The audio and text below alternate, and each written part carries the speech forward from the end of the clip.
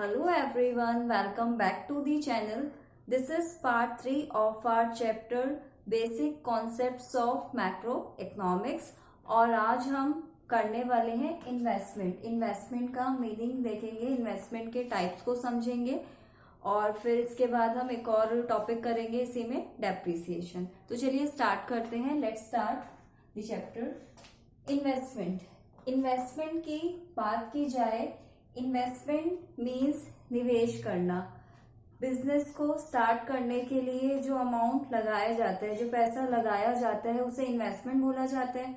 तो इन्वेस्टमेंट का मतलब क्या है? इन्वेस्टमेंट एक ऐसा प्रोसेस है जिसमें कि स्टॉक ऑफ कैपिटल गुड्स के स्टॉक को बढ़ाया जाता है, या फिर जो प्रोड्यूसर होगा वो इन्वेंट्री में इन्वेस्टमेंट करेगा, गुड्स में इन्वेस्टमेंट करेगा, तो उसी को बोला जाता है इन्वेस्टमेंट करना।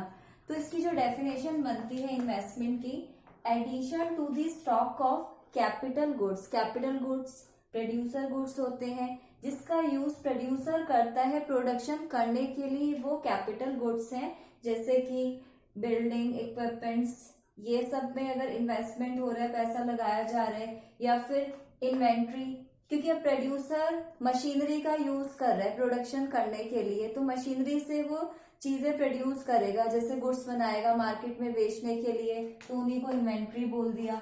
और inventory that adds to the future productive capacity, जिससे कि इन्वेस्टमेंट होगा तो इकोनॉमी की जो प्रोडक्टिव कैपेसिटी है, जो प्रोडक्शन कैपेसिटी है, वो बढ़ जाती है। इसी को बोल देते हैं इन्वेस्टमेंट। जो चेंज आ रहा है ड्यूरिंग द ईयर, जो भी चेंज आएगा स्टॉक ऑफ कैपिटल गुड्स में, उसको इन्वेस्टमेंट नाम दिया जाएगा। अब इन्वेस्टमेंट के टाइप्स हैं, जैसे कि इन्वेस्टमेंट का एक टाइप क्या है? फिक्स्ड इन्वेस्टमेंट और इन्वेंट्री इन्वेस्टमेंट।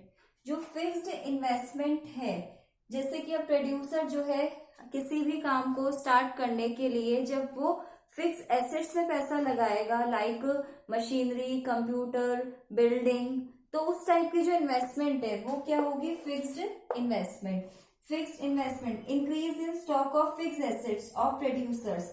एक ईयर के दौरान, एक ईयर में जो प्रोड्यूसर के फिक्स एसेट्स में जो इंक्रीमेंट होगा, जो चेंज आएगा, उसको बोलेंगे हम यहाँ पे फिक्स्ड इन्वेस्टमेंट।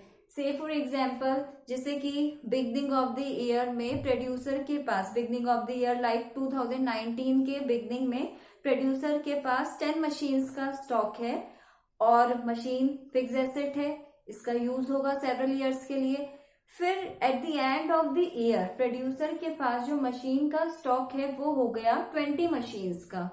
तो इट मीन्स कितना चेंज आया, कितना एडिशन हुआ ड्यूरिंग द ईयर, कितना इन्वेस्टमेंट हुआ, कितना पैसा लगाया गया, कितनी मशीन एक्वायर हुई, एक्स्ट्रा मशीन आई 10 मशीन्स, तो वो क्या हो जाएगी? Fixed investment. फिक्स्ड इन्वेस्टमेंट किसमें हो रही है? फिक्स्ड एसेट्स में। ऐसी इन्वेस्टमेंट, ऐसी एसेट्स जिनका यूज कर प्रोडक्शन किया जाता है, प्रोडक्शन कैपेसिटी को ये बढ़ाती हैं। इन फिक्स एसेट्स का मेन पर्पस है इनको यूज करना, ना कि रीसेल करना। यूसेज मेन पर्पस है। फिर इसी के बाद इन्वेंट्री इन्वेस्टमेंट। अच्छा, एक और पॉइंट, फिक्स इन्वेस्टमेंट कैलकुलेट करने के लिए क्या क्या तरीका है? फिक्स इन्वेस्टमेंट कैसे कैलकुलेट कर सकते हैं? How can be calculate fixed investment? तो सिंपल सी बात है, fix assets eight the end of the year minus fix assets at the beginning of the year, कि अब जो ईयर एंड हुआ उस टाइम पे फिक्स एसेट कितनी है। जैसे अभी हमने एग्जांपल देखा कि जब ईयर एंड हुआ तो 20 मशीन का स्टॉक है, और जब स्टार्ट किया था बिगनिंग में 10 मशीन्स का स्टॉक था, तो टोटल कितना चेंज आया? 10 मशीन्स का। तो ये एक सिंपल सा इसका लॉजिकल फॉर्मूला बन जाता है। फिर इसके बाद इन्वेंट्री इन्वेस्टमेंट। इन्वेंट्री जो है, इन्वेंट्री का मतलब क्या है कि अब जैसे प्रोड्यूसर प्रोडक्शन करते हैं, प्रोडक्शन करने के लिए प्रोड्यूसर मशीनरी का यूज कर रहा है, और क्या प्रोडक्शन कर रहा है? जैसे कि सपोज प्लास्टिक से पॉलिथीन बनानी है, फिर पॉलिथीन को मार्केट में बेचना है, तो वो चीजें क्या है? स्टॉक तो मेंटेन करना पड़ेगा ना उसका, कि जैसे अब पॉलिथीन का जो है, पॉलिथीन के लिए प्लास्टिक चाहिए तो प्लास्टिक का रॉ मटेरियल रखना पड़ेगा, और या फिर ये भी हो सकता है सेमी फिनिश गुड्स का स्टॉक हो सकता है, जिसमें इन्वेंट्री का मतलब क्या है, जिसमें लेन देन हो रहा है, जिसमें बाइंग एंड सेलिंग होगा, वो इन्वेंट्री है। गुड्स का स्टॉक मेंटेन करना जरूरी है, इन्वेंट्री में इन्वेस्टमेंट करना जरूरी है। तो जो इन्वेंट्री का जो स्टॉक है, इन्वेंट्री में किस किस चीज का स्टॉक रखा जा सकता है, एक प्रोड्यूसर क्या क्या स्टॉक मेंटेन करेगा, रॉ मटेरियल का स्टॉक रख सकता है अपने पास, या फिर सेमी फिनिश्ड गुड्स हो सकते हैं, या फिर क्या हो सकता है, सेमी फिनिश्ड गुड्स हो सकते हैं, या फिर फिनिश्ड गुड्स का स्टॉक हो सकता है। बनी बनाई जो गुड्स हैं, finished goods, ready to use जो होते हैं। तो इन्वेंट्री इन्वेस्टमेंट ओवरऑल क्या है, change in stock during a year, एक ईयर के दौरान, एक अकाउंटिंग ईयर, एक फाइनेंशियल ईयर के टाइम पे जो स्टॉक में जो चेंज आ रहा है उसी को क्या बोला जाता है, इन्वेंट्री इन्वेस्टमेंट। फिर इसमें इसका क्या, इसे कैसे कैलकुलेट करेंगे हम, closing stock minus opening stock, कि प्रोड्यूसर के पास at the end of the accounting year कितना स्टॉक है इन्वेंट्री का, उसमें से क्या माइनस करेंगे कि शुरुआत में ओपनिंग ईयर में कितना स्टॉक था। तो इससे हमें क्या मिल जाएगा, इन्वेंट्री इन्वेस्टमेंट। तो इन्वेंट्री इन्वेस्टमेंट क्या है कि चेंज हो रहा है जो स्टॉक में ड्यूरिंग अ ईयर, उसको क्या बोला जाएगा, इन्वेंट्री इन्वेस्टमेंट। फिर इसके बाद अब नॉर्मली इन्वेस्टमेंट को कैटेगराइज कर दिया फिक्स्ड और इन्वेंट्री इन्वेस्टमेंट में। फिर हम इन्वेस्टमेंट को एक और पॉइंट से देखते हैं, और वो भी कौन से इन्वेस्टमेंट की बात कर रहे हैं, फिक्स वाली इन्वेस्टमेंट की। ये जो इन्वेस्टमेंट का हम दूसरा पॉइंट देख रहे हैं, कैपिटल गुड्स की बात हो रही है यहाँ पे। कैपिटल गुड्स फिक्स इन्वेस्टमेंट को जब देख रहे हैं तो दो और पार्ट में से हमने डिवाइड किया, ग्रॉस इन्वेस्टमेंट और नेट इन्वेस्टमेंट। ग्रॉस और नेट इन्वेस्टमेंट का क्या मीनिंग है, जैसे कि एक प्रोड्यूसर की जो टोटल कैपिटल गुड्स में जो टोटल इन्वेस्टमेंट है, कैपिटल गुड्स जैसे मशीनरी में, बिल्डिंग में, फर्नीचर, कंप्यूटर, जो भी उसकी प्रोड्यूसर की फिक्स एसेट्स है, इसमें जो टोटल जो इन्वेस्टमेंट है उस टोटल इन्वेस्टमेंट को क्या बोल देते हैं, ग्रॉस इन्वेस्टमेंट।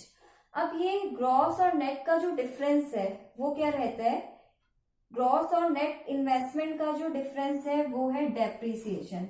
ग्रॉस और नेट का जो डिफरेंस है वो है डेप्रिसिएशन। तो हम डेप्रिसिएशन के मीनिंग को समझते हैं। डेप्रिसिएशन क्या रहता है, तो ग्रॉस इन्वेस्टमेंट क्या है कि टोटल जो इन्वेस्टमेंट है, टोटल जो कैपिटल गुड्स हैं उसी को ग्रॉस इन्वेस्टमेंट बोल रहे हैं। तो क्या होता है, एक पॉइंट आ जाता है जब एक प्रोड्यूसर जब काम करता है, जैसे कि अब प्रोड्यूसर फिक्स एसेट को यूज कर रहा है, प्रोड्यूसर मशीनरी का यूज करेगा, कैपिटल गुड्स हैं ये प्रोड्यूसर के, तो मशीनरी का यूज होगा, और फिर पैसेज ऑफ टाइम बीतेगा, या फिर उसका यूसेज हो रहा है, तो उस मशीनरी की वैल्यू में कमी आएगी। जो कमी आ रही है, जो fall in the value of fix asset है, उसी को बोलते हैं डेप्रिसिएशन। इसे हिंदी में बोल दिया जाता है मूल्यह्रास, घिसावट, कि जैसे अब मशीनरी का यूज हो रहा है, यूसेज से फिर उसकी वैल्यू में जो कमी आ रही है, या फिर नॉर्मल वियर एंड टियर, सामान्य टूट फूट होगी टाइम के साथ, तो वैल्यू में कमी आएगी, डेप्रिसिएशन हो जाता है। तो डेप्रिसिएशन को और भी नाम से हम जान सकते हैं, जैसे कंजप्शन ऑफ फिक्स्ड कैपिटल भी बोलते हैं इसे, रिप्लेसमेंट कॉस्ट भी बोलते हैं। डेप्रिसिएशन को अभी हम आगे और अच्छे से इसको करेंगे, डेप्रिसिएशन वाला टॉपिक भी करेंगे। बस अभी इसमें ये समझ लेते हैं कि जो ग्रॉस इन्वेस्टमेंट है, ग्रॉस इन्वेस्टमेंट में क्या होगा, नेट इन्वेस्टमेंट में क्या जोड़ देंगे, डेप्रिसिएशन, क्योंकि ये दो चीजों का टोटल है। ग्रॉस का मतलब क्या है कि अभी इसमें कुछ जो है एक्सपेंसेस, डेप्रिसिएशन भी इंक्लूडेड है, तो वो कैसे कैलकुलेट करें, नेट इन्वेस्टमेंट प्लस डेप्रिसिएशन। और जो नेट इन्वेस्टमेंट है, नेट की ओवरऑल जो कंट्री है उसकी नेट इन्वेस्टमेंट कितनी है, तो वो कैसे कैलकुलेट होती है, ग्रॉस इन्वेस्टमेंट जो है, जो कि कैपिटल गुड्स में जो इन्वेस्टमेंट करी है उसमें एक एक्सपेंस है डेप्रिसिएशन नाम का, अगर उसे माइनस कर देते हैं तो हमें क्या वैल्यू ऑब्टेन हो जाएगी, नेट इन्वेस्टमेंट। अब ये जो नेट इन्वेस्टमेंट है इसको समझने का भी कुछ सिग्निफिकेंस है, कुछ इसकी इंपॉर्टेंस है, तभी हम इसको समझ रहे हैं। तो इसका क्या सिग्निफिकेंस है, इसकी क्या वैल्यू है, नेट इन्वेस्टमेंट, कंट्री में जितना ज्यादा नेट इन्वेस्टमेंट होगा उतना ही ज्यादा प्रोडक्शन कैपेसिटी रेस करेगी, प्रोडक्शन ज्यादा तो फिर जो है हमारा ग्रोथ ज्यादा, जीडीपी बढ़ेगा, एम्प्लॉयमेंट जनरेशन होगा। तो नेट इन्वेस्टमेंट काफी ज्यादा इंपॉर्टेंट है, जितना ज्यादा कंट्री में इन्वेस्टमेंट होगा उतना ज्यादा जो है ग्रोथ भी होगी, एम्प्लॉयमेंट जनरेशन होगा और फिर कंट्री का डेवलपमेंट भी होगा। ऐसे ही in the same way inventory investment की भी अपने इंपॉर्टेंस है, अपना सिग्निफिकेंस है। इन्वेस्टमेंट करना नेसेसरी है, जैसे कि अब प्रोड्यूसर चाहता है कि उसका जो प्रोडक्शन है वो कॉन्टिन्यूसली होता रहे, अनइंटरप्टेड सप्लाई हो, कोई भी रुकावट ना आए, कॉन्टिन्यूसली प्रोडक्शन होता रहे, इसलिए स्टॉक को मेंटेन किया जाता है। जैसे अब रॉ मटेरियल को पहले खरीद के स्टॉक में रख लेंगे, क्या पता मार्केट में कुछ कंडीशंस एकदम से खराब हो जाए, रॉ मटेरियल ना मिल पाया या ज्यादा प्राइस हो गई, तो स्टॉक में होगा तो उसका यूज करके कॉन्टिन्यूसली जो है प्रोडक्शन किया जा सकता है। तो इन्वेस्टमेंट करने के भी अपने सिग्निफिकेंस है, इन्वेस्टमेंट करना जरूरी है। गुड्स का, कैपिटल गुड्स का और इन्वेंट्री का स्टॉक मेंटेन करना काफी ज्यादा जरूरी है। तो ये जो इन्वेस्टमेंट वाला टॉपिक है ये तो कंप्लीट हो गया। अब हम देखते हैं डेप्रिसिएशन को, और आपको अगर कोई भी इस टॉपिक में डाउट हो तो आप मुझसे कमेंट सेक्शन में इसके लिए पूछ सकते हैं।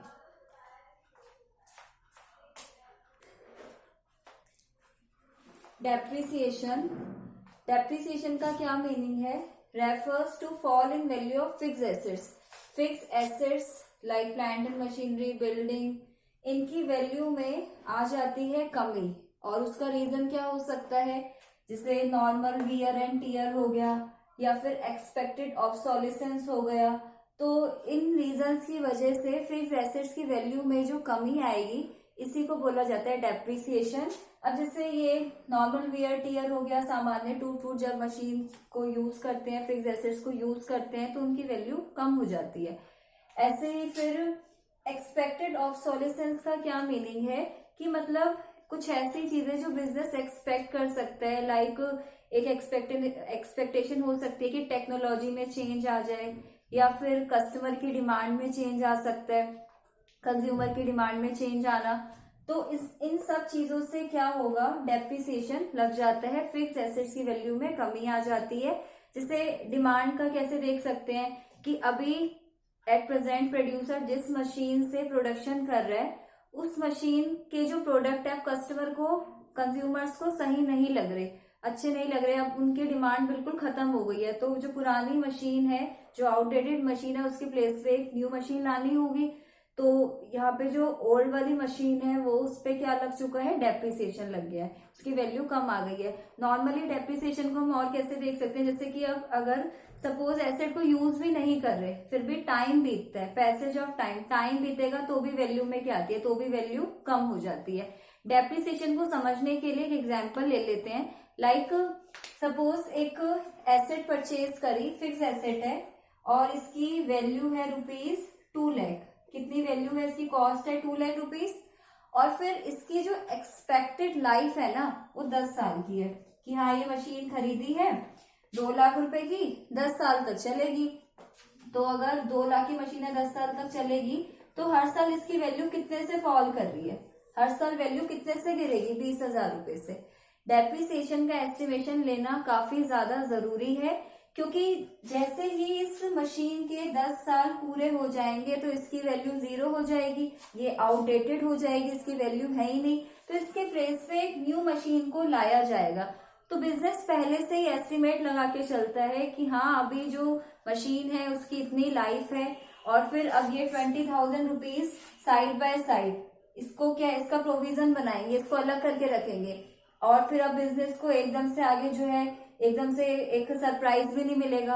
बिजनेस को पहले से ही पता है कि हाँ 10 साल बाद ये मशीन पुरानी होने वाली है, इसकी वैल्यू हर साल 20,000 से गिर रही है, इसके प्लेस में नई मशीन ले आएंगे तो आसानी होगी, प्रोडक्शन भी नहीं रुकेगा, कॉन्टिन्यूसली प्रोडक्शन होता रहेगा। फिर ऐसे ही अब यहाँ पर एक और टर्म देखते हैं, डेप्रिसिएशन रिजर्व फंड। रिजर्व का मतलब क्या है कि जो प्रोड्यूसर होता है वो क्या करता है? डेप्रिसिएशन को एक अलग अकाउंट में रखता चला जाता है। टोटल डेप्रिसिएशन इकट्ठा एक्यूमुलेट होता है जिस अकाउंट में, उसी को बोल दिया जाता है depreciation reserve fund. Estimated value of depreciation, एक एस्टिमेटेड वैल्यू है डेप्रिसिएशन की ऑल द प्रोडक्शन यूनिट्स, जितने भी प्रोडक्शन यूनिट्स हैं, जितने भी टोटल जो एक मशीनरी है उस पर जो टोटल अब तक का डेप्रिसिएशन है वो इसमें एक्यूमुलेटेड है, उसी को बोलेंगे डेप्रिसिएशन रिजर्व फंड। क्यों बनाया जा रहा है ये? ताकि बिजनेस में रिप्लेसमेंट हो सके, ओल्ड मशीन को, ओल्ड फिक्स्ड एसेट को न्यू फिक्स्ड एसेट के साथ इजीली रिप्लेस किया जा सके।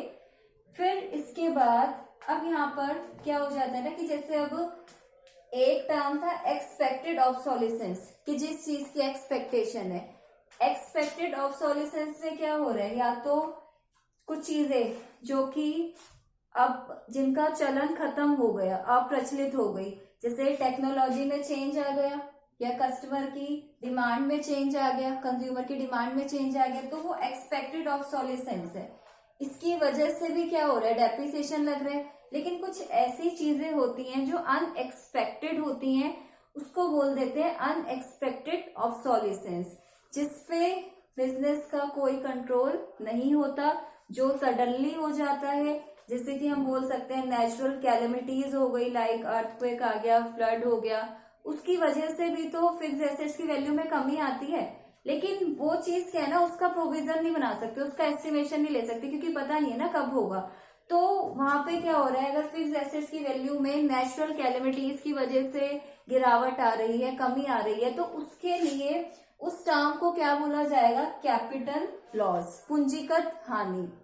इस पे ह्यूमन बीइंग का कोई कंट्रोल नहीं है, यहाँ इसके लिए कोई डेप्रिसिएशन कैलकुलेट नहीं हो सकता। तो एक टर्म हमारे पास और आ जाती है capital loss. Difference between depreciation and capital loss, ये एग्जाम में आ जाया करता है। तो अब देखते हैं डेप्रिसिएशन और कैपिटल लॉस में डिफरेंस। डेप्रिसिएशन का मीनिंग तो हम समझ ही चुके हैं कि हाँ, फिक्स्ड एसेट्स की वैल्यू में कमी हो रही है, क्योंकि या तो नॉर्मल वियर एंड टीयर है, या पैसेज ऑफ टाइम की वजह से टाइम बीत रहा है, या फिर एक्सपेक्टेड ऑब्सोलिसेंस है इस वजह से। लेकिन जो कैपिटल लॉस है, फिक्स्ड एसेट्स की वैल्यू तो कम हो रही है, लेकिन अनएक्सपेक्टेड है, अचानक से जो चीजें हो रही हैं, जिसमें बिजनेस कोई एस्टिमेशन नहीं ले सकता, फ्यूचर अनसर्टेनिटी है, नेचुरल कैलेमिटी आ गई, जैसे अब फ्लड आई, तो फ्लड आने से फिर जो फिक्स्ड एसेट्स है उनकी वैल्यू का तो उनमें तो वैल्यू में तो कमी आएगी आएगी, तो उसी को बोल रहे हैं फिर कैपिटल लॉस। फिर इसके बाद क्योंकि अब डेप्रिसिएशन के लिए तो प्रोविजन बना सकते हैं, पहले से ही आइडिया ले सकते हैं कि हाँ अभी 2 लाख रुपए की मशीन है, 10 साल की लाइफ है, तो हर साल वैल्यू 20,000 रुपए से गिरेगी। But we can't make provision for capital loss, इसके लिए तो कोई प्रोविजन नहीं बनाया जा सकता। बट इसको रिकवर करने के लिए इंश्योरेंस जरूर ली जा सकती है।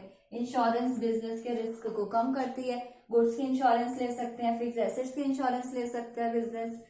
फिर इसके बाद एक और पॉइंट आ जाता है डजंट ऑब्स्ट्रक्ट, डेप्रिसिएशन से प्रोडक्शन में कोई रुकावट नहीं आएगी। काम करते करते, प्रोडक्शन करते करते, फिक्स्ड एसेट्स का यूज करते करते भी डेप्रिसिएशन का हम एस्टिमेशन लगा सकते हैं। बट अगर कैपिटल लॉस हो गया, लाइक कोई नेचुरल कैलेमिटी आ गई, तो वहां पे तो प्रोडक्शन प्रोसेस नहीं हो सकता ना, वहां तो प्रोडक्शन प्रोसेस क्या होगा, स्टॉप हो जाएगा, प्रोडक्शन रुक जाएगा, तो वो चीज हो जाएगी। तो ये जो डिफरेंस है डेप्रिसिएशन और कैपिटल लॉस का इम्पोर्टेंट है। अभी डिफरेंस तो कंप्लीट हो गया, डेप्रिसिएशन का टॉपिक भी पूरा हुआ। अगर आपको इस टॉपिक के रिगार्डिंग कोई भी डाउट आता है तो आप मुझसे कमेंट सेक्शन में पूछ सकते हैं। और प्लीज आप मेरे चैनल को सब्सक्राइब कीजिए, मेरी वीडियोस को लाइक कीजिए, और अगर आपको वीडियो अच्छी लगती है तो आप इसे शेयर भी कर सकते हैं। आज के लिए बस इतना ही।